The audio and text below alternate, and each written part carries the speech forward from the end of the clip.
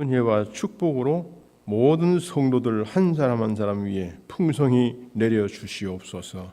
이 시간 무익한 종 말씀을 증거할 때 주께서 함께 하시고 주의 영광 드러내게 해주시기를 간절히 바라옵고 예수님 이름으로 기도드립니다.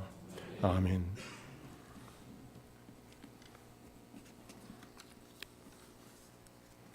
여러분, 우리 김 목사님이 참 무섭지요? 안 무서워요? 어제 저보고 제 까딱했으면 그 새우잡이 배 탈 뻔했어요. 제가 그랬는데 다행한 것은 거기까지 안 보내고 이게 세워주셔서 고맙습니다. 이런 무서운 분이 계시니까 교회가 실서를 착 잡아가는 거예요. 여러분, 이거 정말 귀한 복인 줄 아셔야 됩니다. 똑바르게 딱 질서 있게 앞을 서서 가게 된다, 그 말이. 제가 이 나이가 되니까 살 날이 얼마 남지 않았다는 생각을 자주 하게 됩니다. 저보다 연세 높은 분들은 오장로님 죄송합니다. 근데 제가 그러다 보니까 때때로 자꾸 이렇게 과거를 돌아보게 돼요. 옛날 원래 노인들은 추억에 살잖아요. 그러면서 한 가지 이렇게 늘 끊임없는 질문 한 가지가 뭔가 하니까 넌 정말 잘 살아온 거냐 하는 거예요. 네가 정말 잘 살아온 거냐. 앞으로 잘 살 거냐 이건 뭐 둘째치고 잘 살아온 거냐 이런 생각을 많이 하게 되더라고요. 여러분은 어떻게 생각하십니까? 여러분은 잘 살아오셨습니까? 그럼 어떻게 사는 것이 잘 사는 걸까요? 뭐 부자 되는 것? 아니면 자녀들을 이렇게 교육 잘 시켜서 좋은 데 장가 보내고 시집 보내고 또 자녀들이 지위 높은 데 딱 올라서서 나도 모르게 어깨가 딱 벌어지고 가슴을 딱 펴놓고 살아도 떳떳할 수 있는 어떤 그런 삶? 이게 잘 사는 걸까요? 어떻게 사는 것이 잘 사는 것일까요? 오늘 본문을 보면 하나님께서 이스라엘 백성들에게 이렇게 말씀하십니다. 레위기 11장 44절 나는 너희의 하나님이 되려고 너희를 애굽 땅에서 인도하여 낸 여호와라.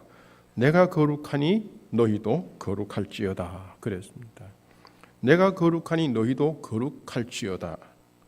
거룩하다는 말을 저는 이렇게 생각했어요.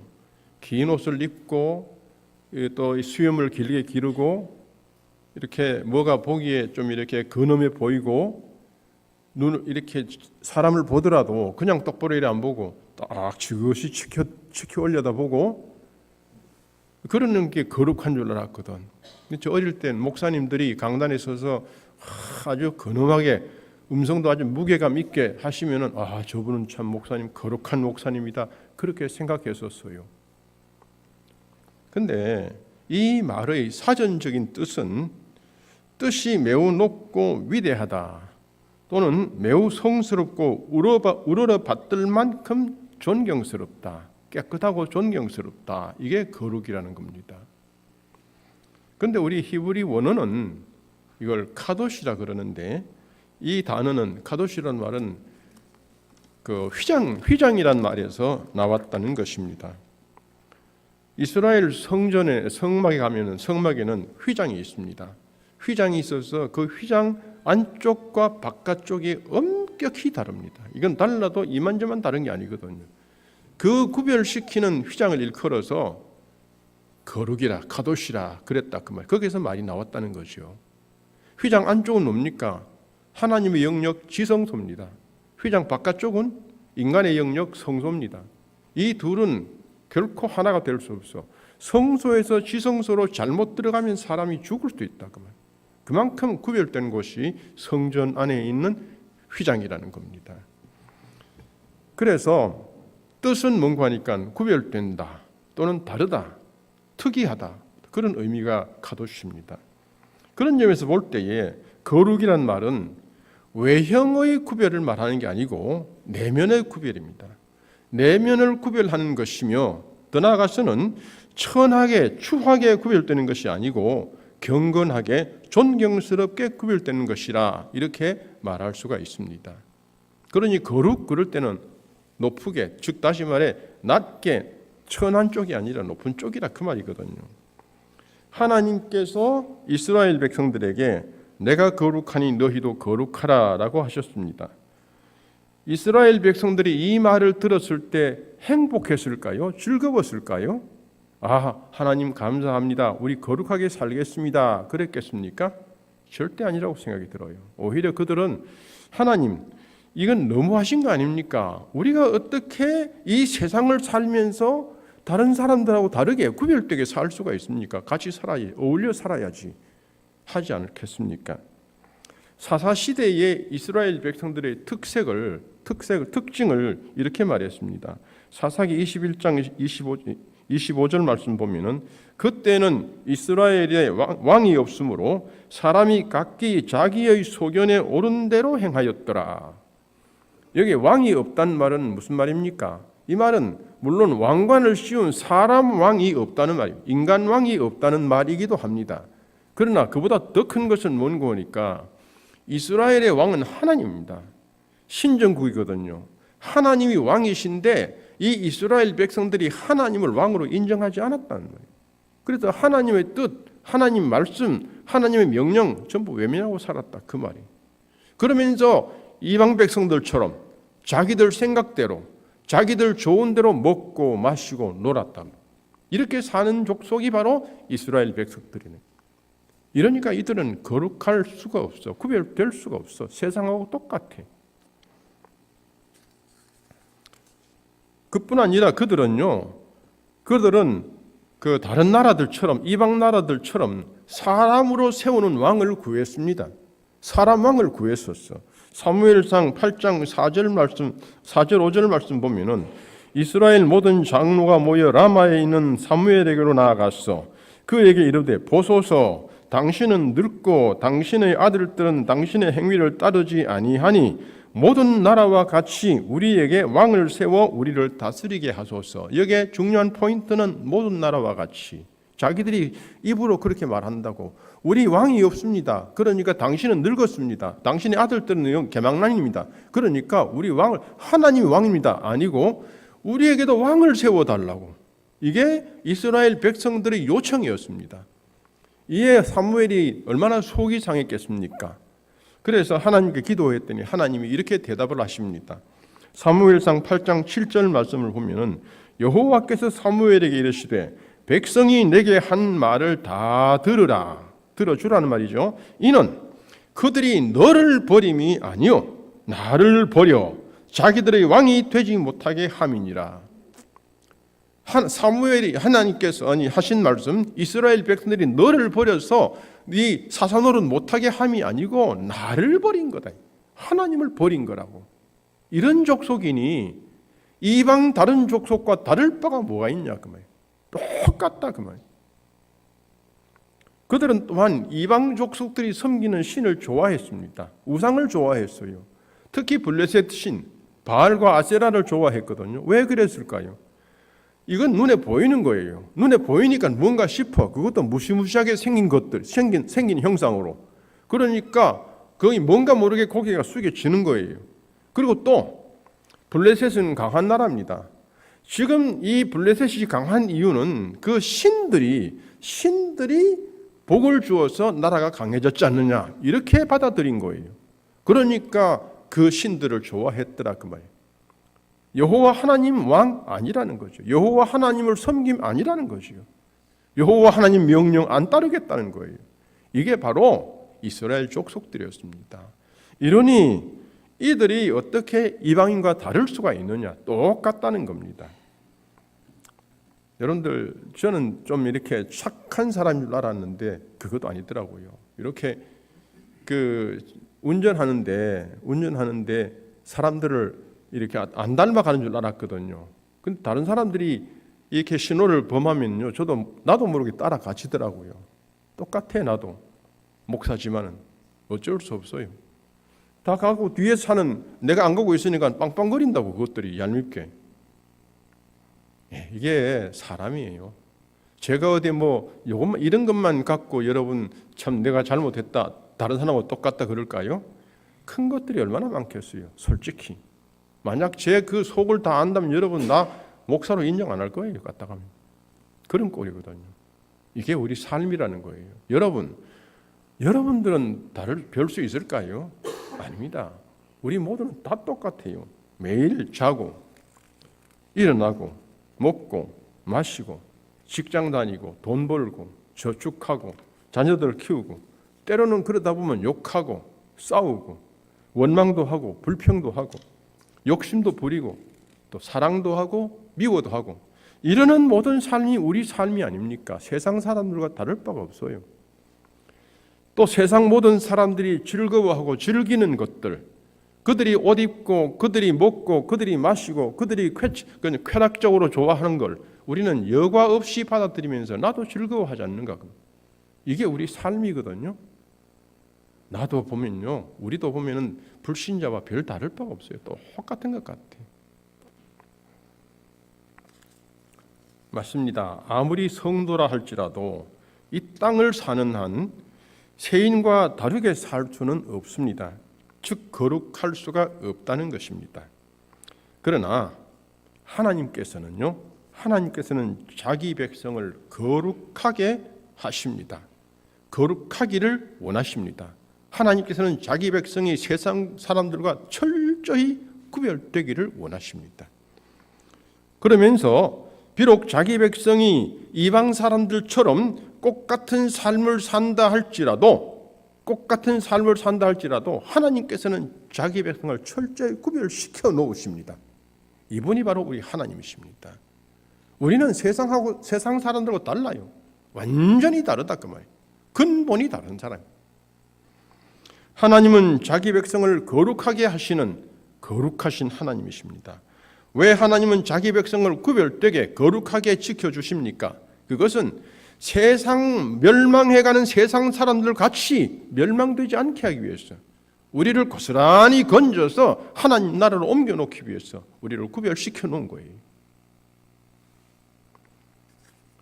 그럼 하나님은 어떻게 우리를 거룩하게 구별되게 하십니까? 하나님께서는요, 이스라엘을 선택해 주셨습니다. 그리고 자기 백성으로 부르셨습니다. 이것이 철저한 구별입니다. 창세기 12장 1절, 여호와께서 아브라함에게 이르시되 너는 너의 고향과 친척과 아버지의 집을 떠나 내가 내게 보여줄 땅으로 가라. 이스라엘은 하나님의 선택받은 본질상 거룩한 존재입니다. 본질이 거룩한 존재입니다. 하나님께서 이스라엘과 함께 하시고 또 그들을 축복하신다고 했습니다. 창세기 12장 2절, 내가 너로 큰 민족을 이루고 내게 복을 주어 내 이름을 창대하게 하리니 너는 복이 될지라. 다시 말하면은 하나님이 함께하는 족속, 하나님이 복을 주는 족속, 하나님이 지켜주는 족속이라 그 말이에요. 하나님이 지켜주는 족속이 어느 족속입니까? 세상 천지에 그런 족속이 있어요? 없습니다. 이스라엘밖에 없다고. 그러니까 그들은 거룩하지.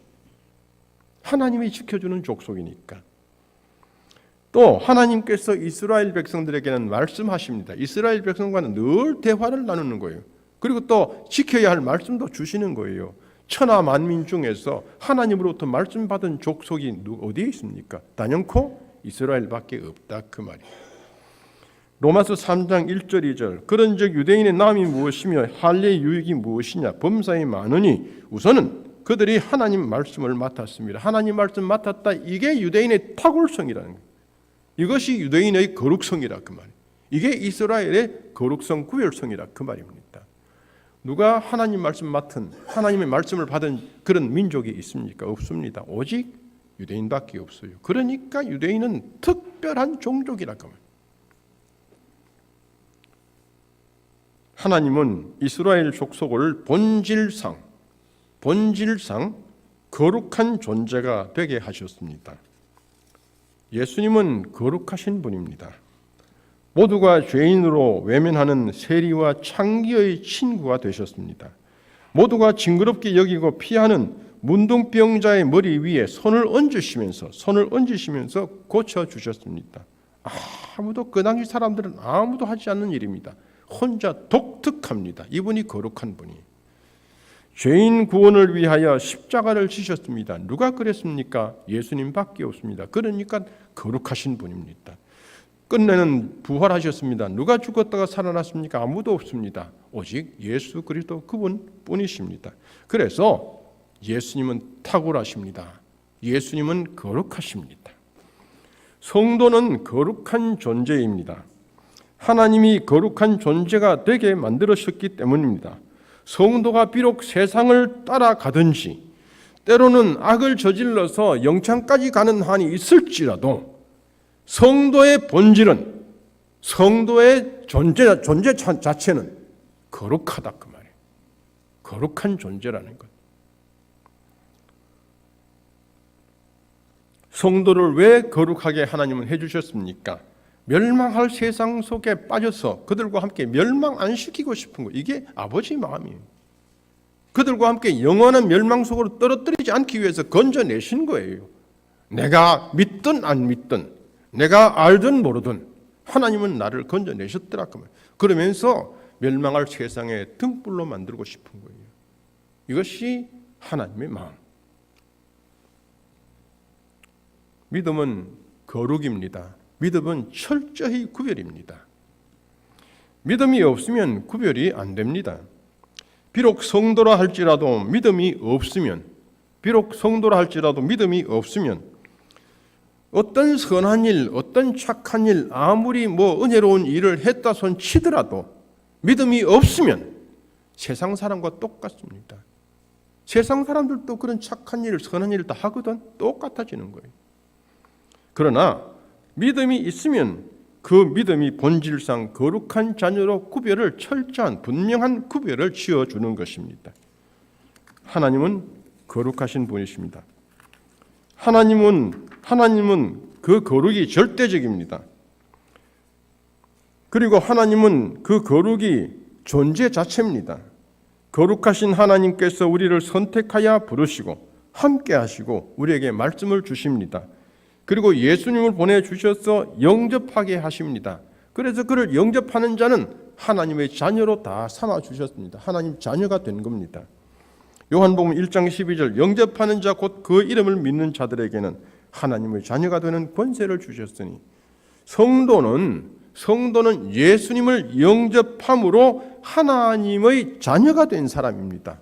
하나님의 아들, 딸들이 된 사람들이에요. 여러분, 아버지가 양반이면 그 자손들은 다 양반입니다. 저는 왜 양반인가?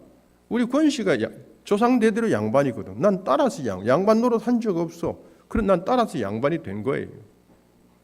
다시 말하면 아버지가 양반이면 그 자손은 양반입니다. 우리의 아버지 되시는 하나님이 거룩하십니다. 거룩하신 가문의 가장입니다. 하나님이 거룩한데 그 자녀는 거룩하지 않을 수가 있냐 그 말이에요. 때로 우리가 개망나니 노릇할 수도 있어요. 그래도 우리는 이미 벌써 거룩한 자리에 들어서 있는 하나님의 자녀라는 사실입니다. 우리는 이 사실을 잊고 살아서는 안 된다 그 말이에요. 어딜 나가도. 그래서 우리 성도는 거룩한 존재, 본질상 성도의 신분은 양반족 속이야. 거룩한 가문의 자손입니다. 그러니 우리가 거룩할 수밖에 없는 거라 그 말이에요. 세상과는 철저히 구별된 하나님 사람이라는 거예요. 그런데 문제는 어디서 생기는 거니까요. 이스라엘은 하나님의 선택을 받은 거룩한 존재가 되었음에도 불구하고 거룩하게 살지를 못했어. 세상과 구별되게 살지를 못했다는 거예요. 이게 문제인 거예요. 오늘 우리 성도들도 마찬가지. 하나님의 은혜를 입고 예수 믿는 믿음을 통해서 우리가 거룩한 존재, 하나님의 가문에 들어섰음에도 불구하고 거룩한 가문의 후손답게 살지를 못하는 거예요. 이것이 우리의 큰 약점이며 불편한 점이라 그 말입니다. 그래서 하나님께서는 이렇게 말씀하십니다. 내가 거룩하니 너희도 거룩하라. 내가 거룩하니. 내가 누굽니까? 아버지예요. 아비가 거룩한데 왜 자녀는 거룩하지 못하냐 그 말. 아비인 내가 거룩하게 구별되게 온 세상 만물과는 철저하게 구별되어 있는데 내 밑에서 자라나는 내 새끼들은 왜 개망나느냐 그 말. 이게 하나님의 걱정이에요. 그래서 이렇게 말씀하신 거예요. 내가 거룩하니 얘들아 너들도 거룩하라. 성경의 중요한 핵심은 무엇입니까? 내가 거룩하니 너희도 거룩하라. 바로 그것입니다. 성경 66권의 전체 내용을 두 가지로 구분한다면 하나는 하나님의 거룩성을 드러내는 거예요. 하나님의 거룩성을 드러내는 것이고, 또 하나는 성도의 거룩함을 말하는 거예요. 성도는 거룩하다, 거룩하게 살아라는 거예요. 이것이 성경 66권의 중요한 핵심인 겁니다. 오늘 교회는 대형화되었습니다. 그리고 교인 수는 많아졌습니다. 교회의 재정도 굉장히 커졌습니다. 하지만 교회 안의 성도들은 점점 세상을 닮아가고 있다는 거예요. 세상 사람들이 먹는 것, 마시는 것, 즐거워하는 것, 그리고 또 그 세상 사람들이 반가워하는 것, 이런 것들 우리도 여전히 여과 없이 좋아하고 있다 그 말. 분별 없이, 분석 없이 좋아한다 그 말. 여러분, 세계에서 제일 큰 교회 아시지요? 세계에서 제일 교인 수 많은 교회, 그 교회 목사님과 사모님 그리고 자녀들이 교회 돈을 빼돌렸다 그러잖아요. 그런데 그것도 아주 정확한 방법으로, 법적으로 찾아봐야 하자 안 생길 정도로, 그런데 법에서 그를 배임죄로 그냥 이렇게 실형도 살렸다고요. 그걸 보면서 저는 그런 생각이 들었어요. 목사도 세상 사람과 다를 바가 없구나. 돈 앞에서는 목사라는 직책도, 목사의 인격도, 목사의 양심도, 또는 목사가 지금까지 쌓아온 경건 훈련도 아무 힘이 안 되는구나. 아무런 힘이 안 되는구나. 이런 생각이 들었습니다. 물론 법과 사회법과 교회법의 차이 때문에 혹시 사회법이 오해를 했을 수 있다, 이렇게 생각은 하긴 합니다만, 교회가 권력과 결탁을 하고 물질을 좋아하다 보면은 결국 부패의 길을 걷게 되는 것은 당연한 수순입니다. 중세 교회가 그러했듯이 말입니다. 교회의 힘은 어디서 납니까? 세상의 힘은 돈입니다. 권력입니다. 또는 육체의 힘입니다. 또는 지식의 힘, 이런 것들이 있다 할 수 있습니다. 그러나 교회의 힘은 은혜를 받은 성도가 세상과 구별된 삶을 살 때에 나오는 것입니다. 히브리서 11장 36에서 38절 말씀 보면은, 또 어떤 이들은 조롱과 채찍질뿐 아니라 결박과 옥에 갇히는 시련도 받았으며 돌로 치는 것과 톱으로 켜는 것과 시험과 칼로 죽임을 당하고 양과 염소의 가죽을 입고 유리하여 궁핍과 환난과 학대를 받았으니, 정말 처참한 그런 모습으로 이들은 죽을 고생을 했습니다. 아니, 많이 죽었습니다. 다 죽었어요. 그러면서도 그들은 세상과 같아지지 않으려고 자기를 굳게 지켰습니다. 목숨을 걸고 지켰어. 그랬더니 그 뒷말씀이 뭡니까? 이런 사람은 세상이 감당하지 못하느니라. 얼마나 존귀한 말씀입니까? 세상이 감당치 못해. 여러분, 교회가 거룩하면요, 세상은 겉으로는 비난합니다. 왜 비난합니까? 자기들하고 다르니까. 저거 뭐 잘났다고, 교회가 뭐 잘났다고 이런다고요.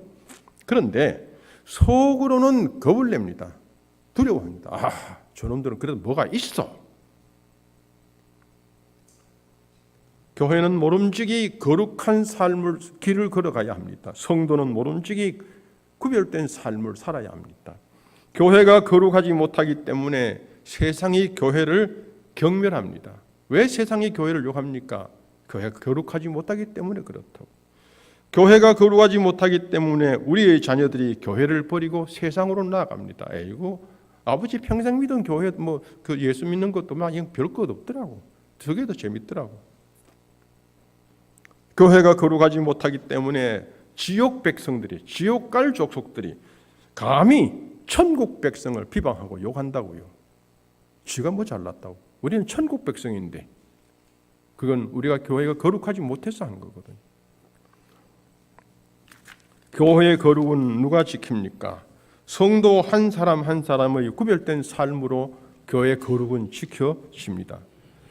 성도가 구별된 삶을 버리면 교회는 세상에게 밟히게 될 뿐입니다. 성도가 거룩한 삶을